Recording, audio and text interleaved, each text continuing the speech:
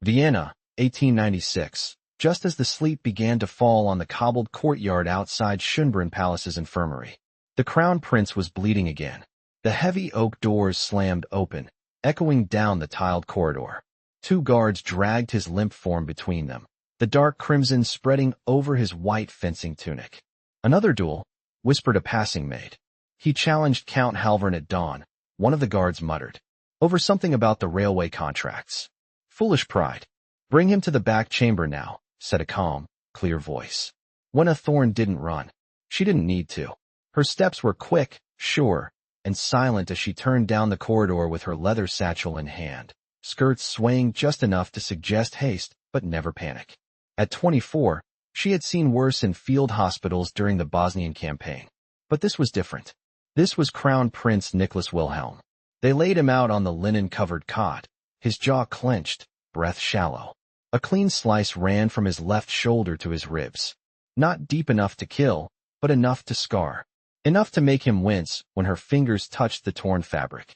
"I told you to stay still," she said, taking the scissors to his tunic without apology. "And I told you not to speak to me like I'm a stable boy," he rasped, eyes half-lidded but watching her. "You bleed like one." A twitch of a smile ghosted his lips. "You're crueler than the blade." She ignored that. She always did. "You should have let Halvern win. He insulted my mother." Wenna paused, just for a moment, before uncorking the glass vial of carbolic acid. "Then you should have punched him, not challenged him to a duel." The wound hissed as the antiseptic touched it.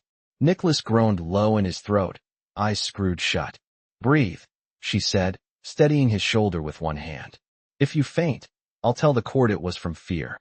His eyes opened, dark with something between pain and amusement. "You wouldn't." "I would." They were too close. Her hands were still on him, her breath just a whisper from his cheek.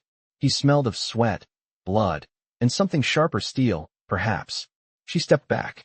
Niklas had been under her care for nearly a year, ever since the former palace physician had retired and she, the daughter of a Union Army medic turned Viennese apothecary, had been chosen quietly, controversially to replace him. American-born, common in birth, and a woman, everything the court despised. But the Empress had taken a liking to her after Wenna saved her youngest daughter from peritonitis. And Niklas, he had tolerated her. At first.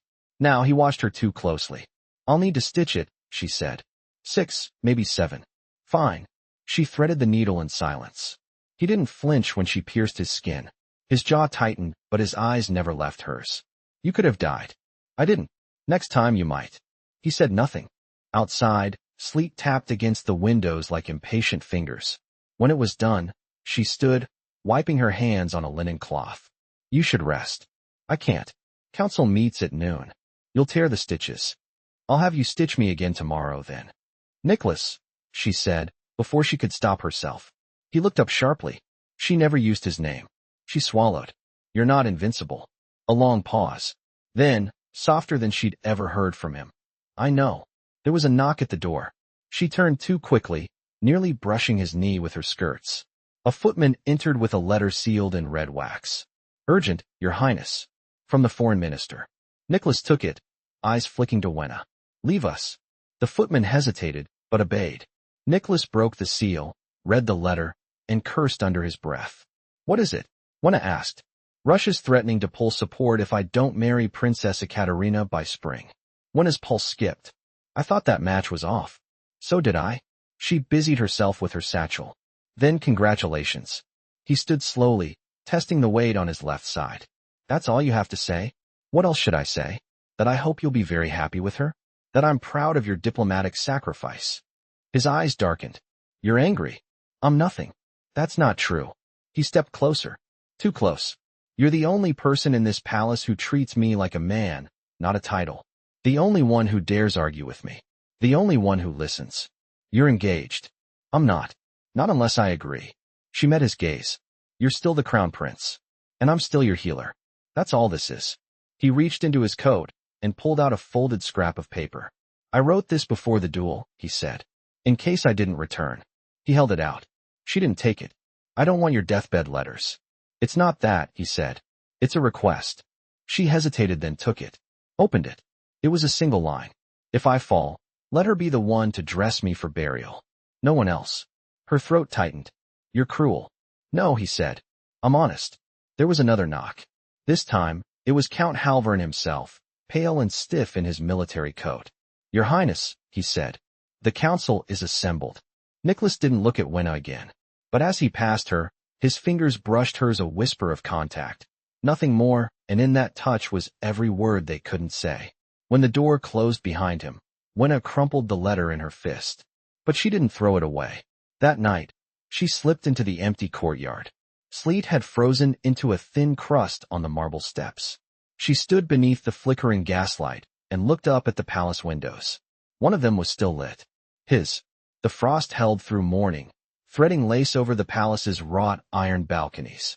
Wenna's breath curled visibly as she stepped from the infirmary into the eastern corridor, the hem of her charcoal wool dress brushing the polished parquet.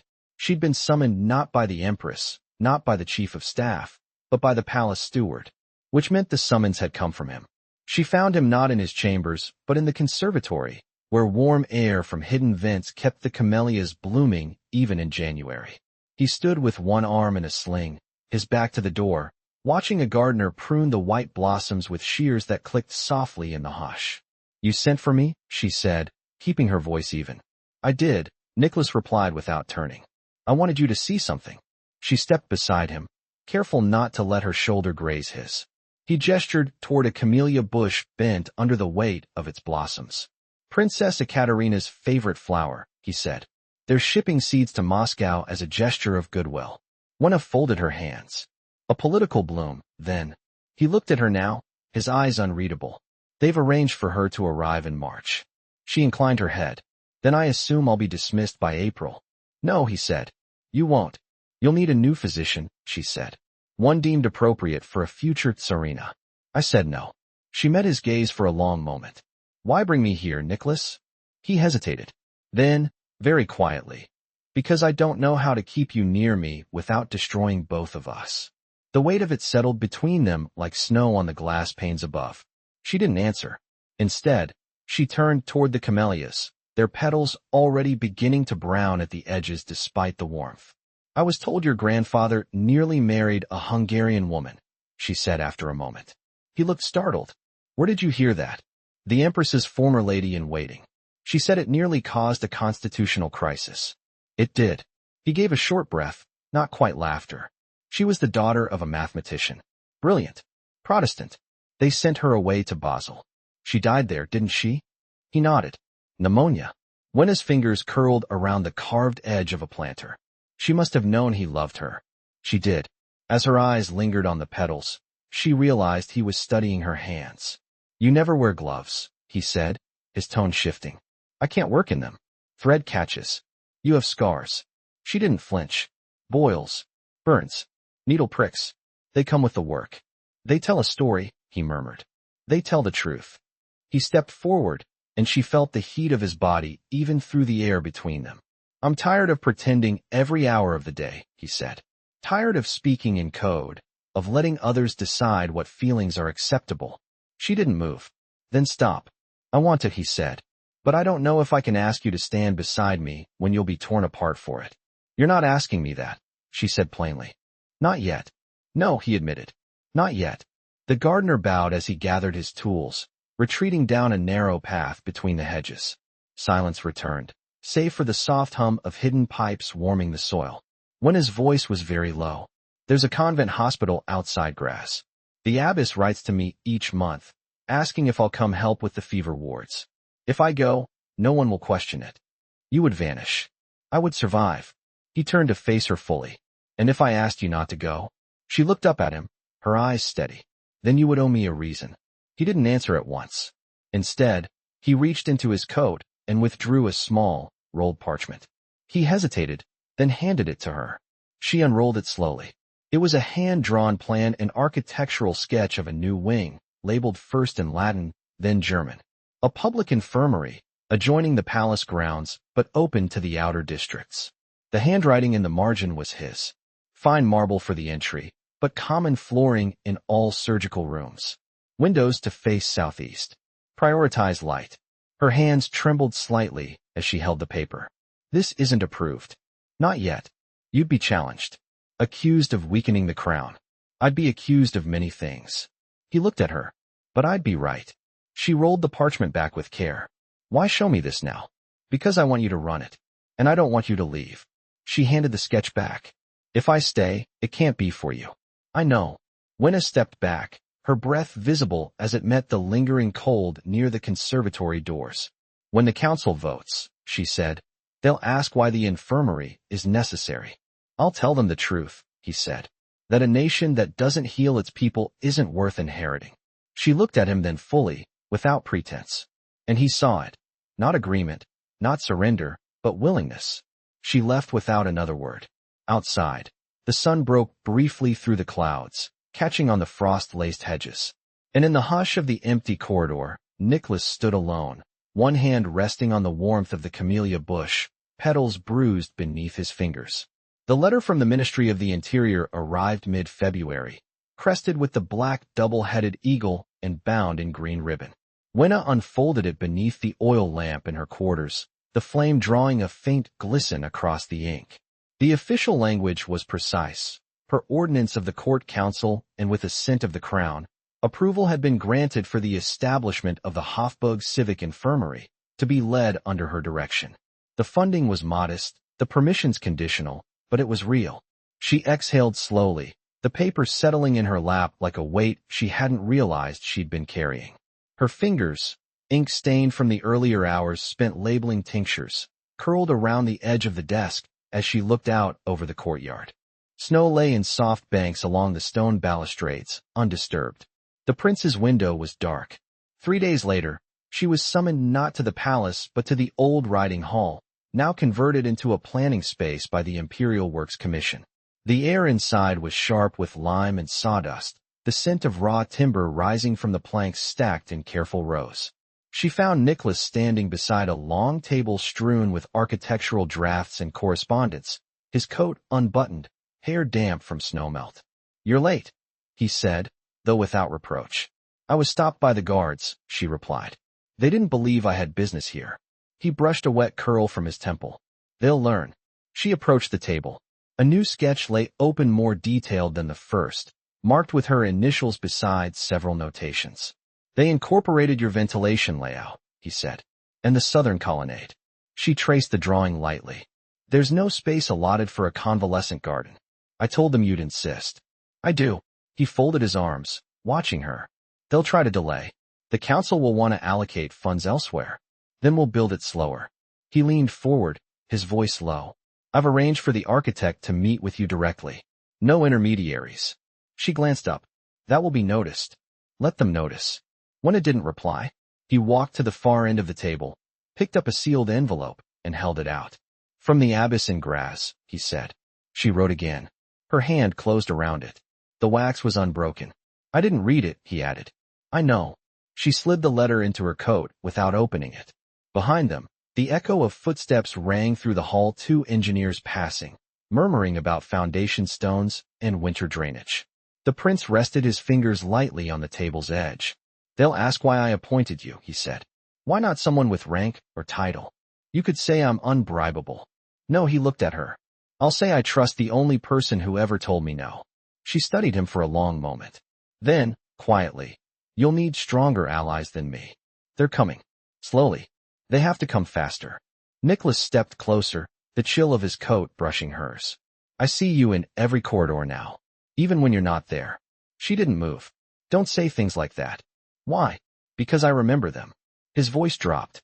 "Then remember this. If I ever do marry, it will not be a Russian princess. It will not be someone chosen for her bloodline or her father's army. I am done letting others draft my life like a treaty." She met his gaze. "Words can be taken back. Then give me something I can't take back." She reached into her pocket and pressed the unopened letter from the abyss into his hand. "I'm staying," she said. He didn't speak. Instead, he folded the parchment slowly, placed it in the inner breast of his coat, and stepped back. That evening, she returned to her quarters to find a parcel wrapped in plain linen on her writing desk. Inside lay a pair of gloves, finely stitched from soft gray wool, the cuffs embroidered with a single camellia blossom in white thread. No note. No need.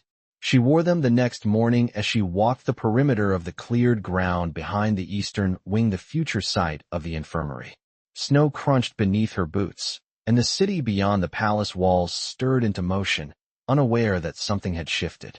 Behind her, she heard the faintest sound, the slow, steady footsteps of a man walking not to meet her, but beside her. She didn't look back. She didn't need to. The scent of pine resin and plaster dust hung over the eastern grounds as winter loosened its grip. A thaw had begun, slow, reluctant, but steady, and with it, the ground for the new infirmary was being broken. Wenna stood at the edge of the marked perimeter, her boots sunk an inch into the softening earth, reviewing supply inventories with the site steward. Behind her, carts brought in quarried stone under canvas, and workmen in thick tunics passed quietly, their breath rising in clouds. She wore a plain wool cloak and her hair pinned under a modest cap. The gloves he had given her stayed tucked in her satchel. She had not worn them again. Later that day, she crossed the inner courtyard to the lesser library, where she had requested access to the medical texts stored in the palace archives, volumes rarely touched, written in Latin and Old High German, their bindings stiff with age. She did not expect to find him there. Niklas was seated at the long table beneath the east-facing windows, sleeves rolled, his sling discarded, the arm healing well. Parchments were spread before him, maps, troop movements, reports of unrest near the Bohemian border. "You're trespassing in my sanctuary," she said as she entered. He didn't look up. "You've forgotten that I had this room commissioned for my father's tutors. I've simply reclaimed it."